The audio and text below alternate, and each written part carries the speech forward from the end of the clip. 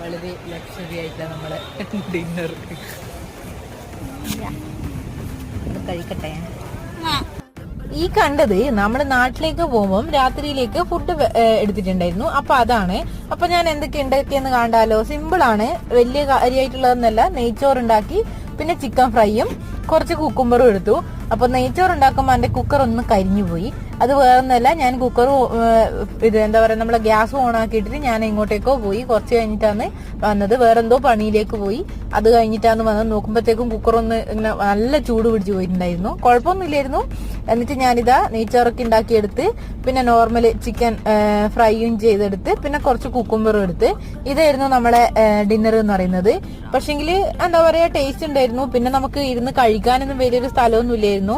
അവിടെയൊക്കെ ആൾക്കാരും അങ്ങനെയൊക്കെ ആയിരുന്നു. അപ്പൊ നമ്മൾ അങ്ങനെ ഡിന്നറൊക്കെ കഴിച്ച്